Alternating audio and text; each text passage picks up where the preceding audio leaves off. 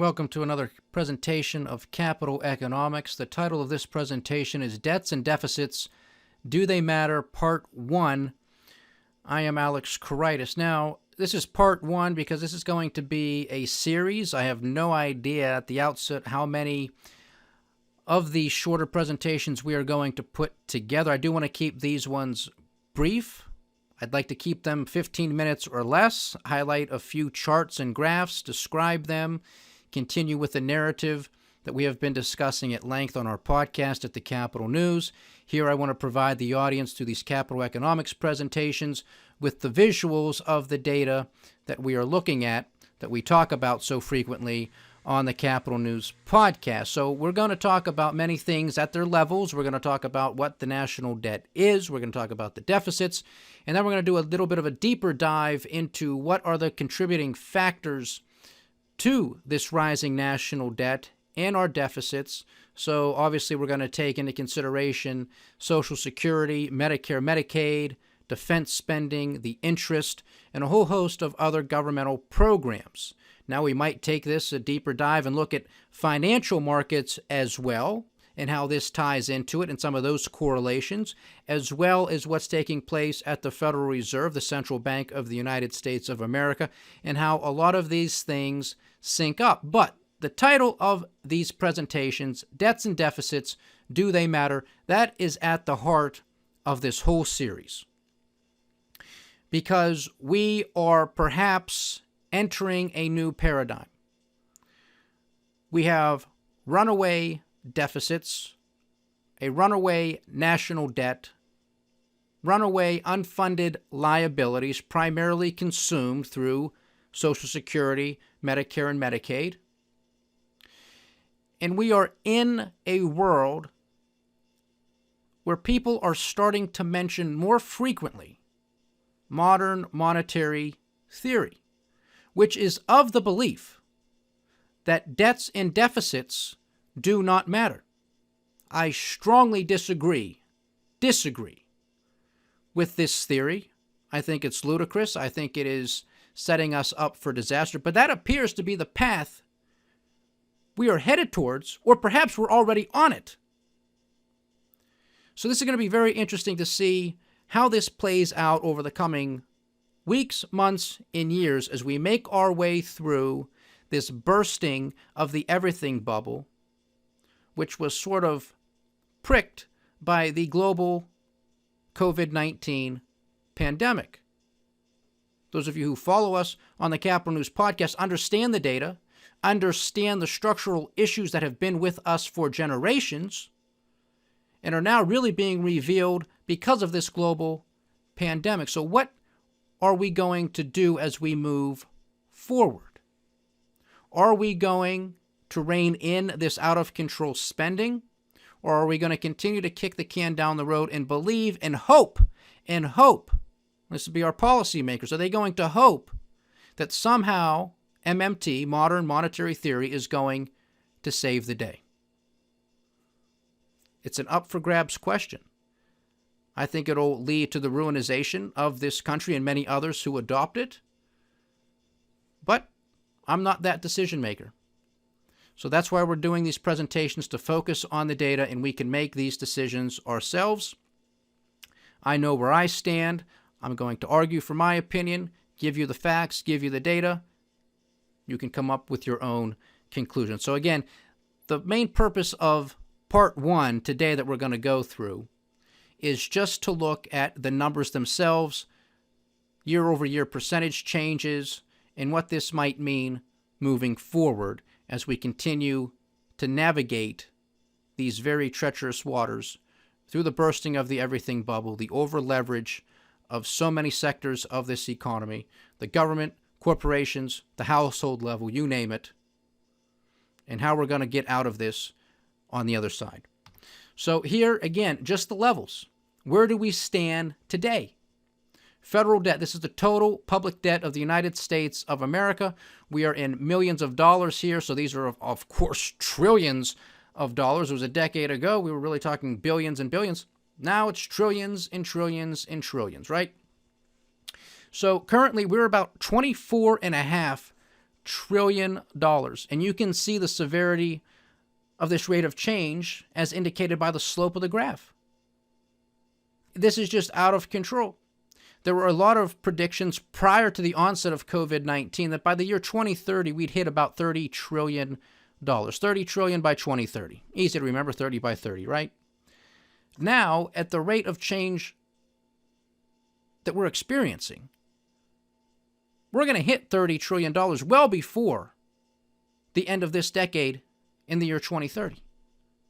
We could be there within a few years, well before the year 2030.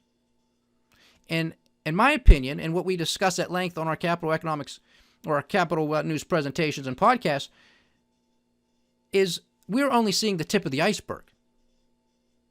The tip of the iceberg.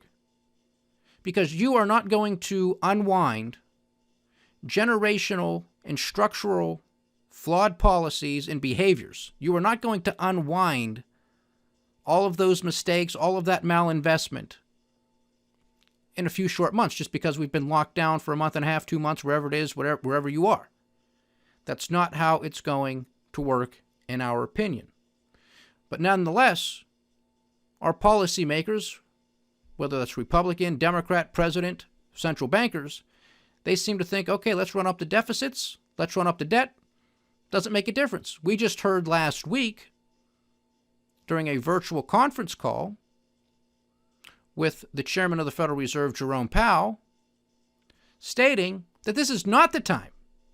This is not the time to concern ourselves with debt and deficits, which is somewhat laughable because every time he gets marched up before Washington, D.C. on his biannual testimony, one of his biggest concerns since he has been the chairman has been just that of debts and deficits, which, by the way, ladies and gentlemen, the Federal Reserve could rein in this type of out-of-control spending by the U.S. Congress with the signature of the President of the United States.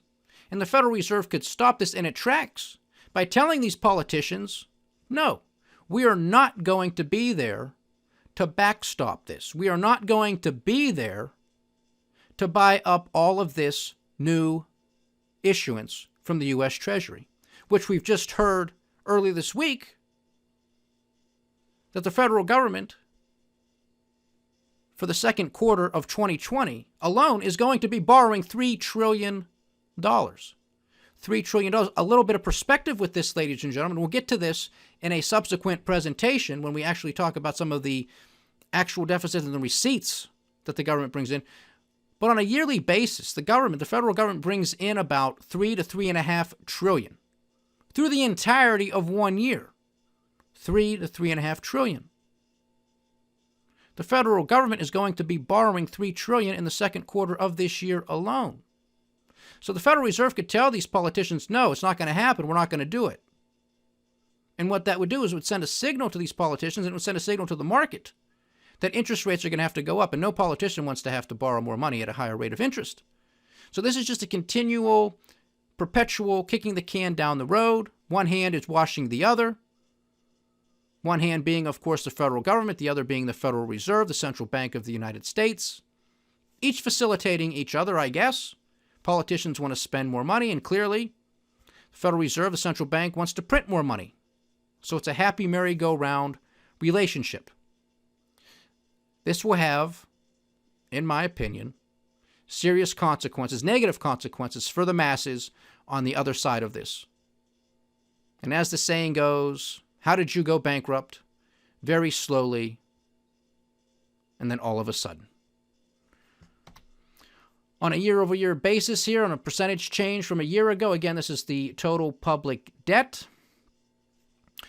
We're north of 10%. North of 10%. And when you see this type of spike, I mean, you see these types of moves. Of course, these vertical bars, the shaded areas, are indicative of a recession, and the width of it is the duration or the severity of said recession.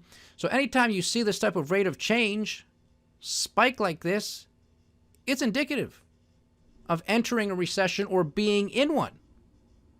So is it going to be any surprise when we hear the technical call over the next, because obviously the first quarter of this year was in negative territory, almost down 5%. That's the preliminary. It's likely to come in subsequent readings even lower. And then the second quarter is just going to be completely decimated. You have some market analysts and expectations of it being down up to as much as negative 40% for the second quarter alone. So a technical recession is 2 consecutive quarters of negative GDP growth.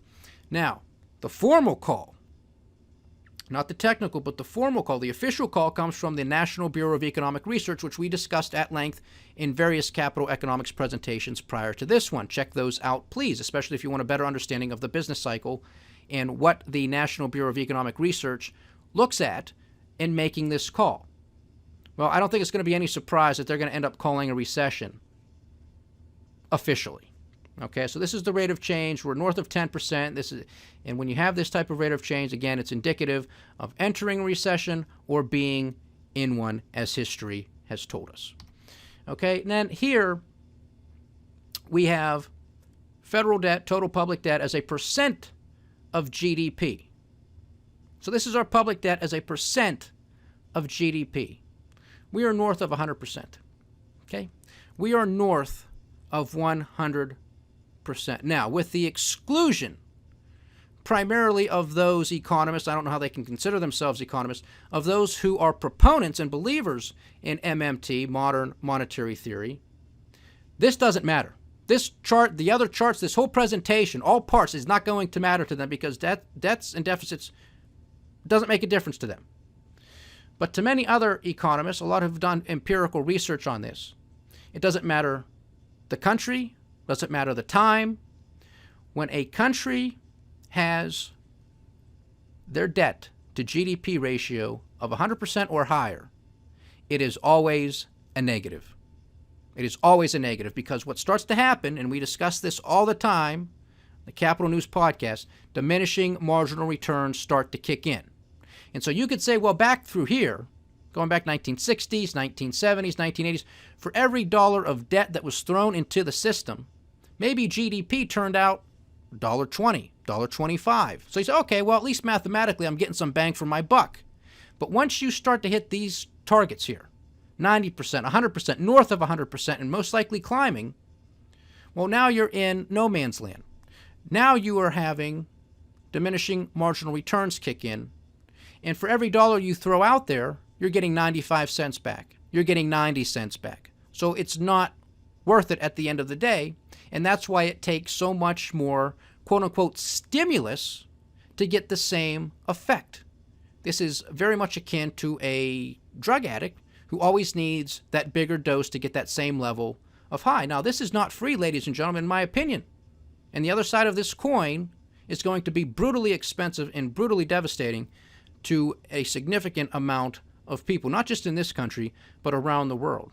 Now, again, on a percentage change from a year ago basis, total public debt as a percentage of GDP, we are about 8.8% here. And typically, again, this threshold, when you see this type of year-over-year change, it's indicative of entering recession or coming out of one. We haven't seen this number since the depths of the great financial crisis. So it's not going to be surprising, again, if the National Bureau of Economic Research comes out this year and makes the call. It'll also not be surprising if they don't, which might be a little bit of a tip of the hat to politics because this is the year 2020. This is a presidential election year, and they may not want to be seen as being politically motivated, one way or the other. Helping the Republicans, helping the president, hurting the Republicans, hurting the president, helping the Democrats, whatever the case may be. So they may sit this one out, even though everybody and their mother is going to know that we are in recession. And I do believe that given the policies enacted by the federal government, by the Federal Reserve, that this is going to turn into a depression. This is very reminiscent of the late 1920s, early 1930s. Where something that in that time period would have been a severe recession turned into the Great Depression because of all of the meddling from the federal government and onward. And we are basically repeating the same mistakes, different names, different faces. But here you have it, clear-cut view of the data. We believe that debts and deficits matter. We're going to do a deeper dive on a whole host of other things across the board as we announced at the top of this presentation. But when you see these types of numbers, it's not pretty, and we are just getting started. So thank you very much for joining me. Please like, share, subscribe. Follow us on thecapitalnews.com, our YouTube channel at The Capital News, and Apple Podcast under the same handle, or follow us on Twitter as well. You can also support us by purchasing our book, The Cynic's Guide to Investing in the Era of Too Big to Fail. It pays to be a cynic. If you want to understand how the economy functions, understanding better trends in demographics, and how to tie it all together to build a lasting portfolio, understand it. If you want a full understanding, add this book to your library. You will not regret it. The Cynic's Guide to Investing in the Era of Too Big to Fail. It pays to be a cynic. Again, ladies and gentlemen, thank you very much. Like, share, subscribe, stay diversified, stay vigilant, and stay with the Capital News.